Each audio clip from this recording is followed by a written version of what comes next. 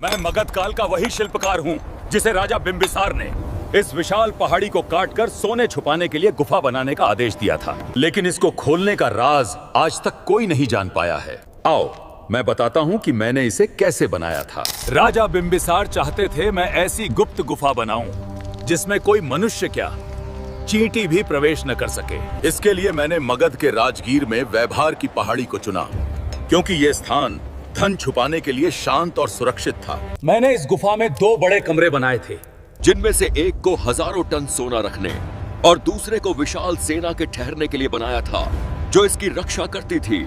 दोनों कमरों को ऐसे पैक किया था कि कोई महाज्ञानी भी यहाँ की भूल भुलैया को पार करके आसानी से न पहुंच सके। इन तक पहुंचने के लिए एक बहुत संकरी सुरंग इस तरह से बनाई थी कि इसके अंदर केवल एक व्यक्ति ही आ जा सकता था। इतनी कड़ी सुरक्षा के बाद हमें लगा अब ये धन एकदम सुरक्षित है, लेकिन हम गलत थे। यहाँ तो घर के भेदी ने ही लंका ढाई दी है। जब अजात शत्रु ने अपने पिता को बंदी बनाकर उनकी हत्या कर दी, तो रानी ने मुझे इस गुफा के मुख्य द्वार को बंद करने का आदेश दिया।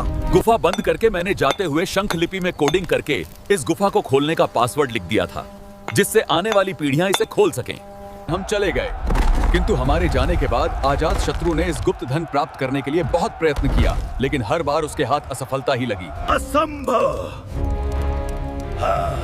समय बदला और फिर आया 19वीं सदी का वो दौर जब संपूर्ण भारत को लूटने के बाद गोरों की नजर पड़ी इस गुफा की ओर। वो भिखारी खजाने को ट्रेन से लंदन ले जाना चाहते थे।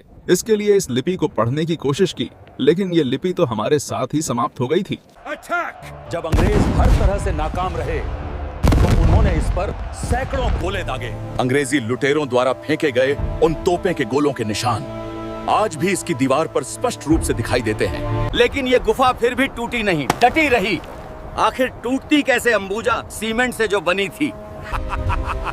इसके पीछे कोई जादू नहीं, बल्कि पत्थरों पर खास लेप लगाकर उनको इंटरलॉकिंग कर दिया जाता था, जिससे ये ऐसे जुड़ जाते थे मानो दोनों एक ही पत्थर हों।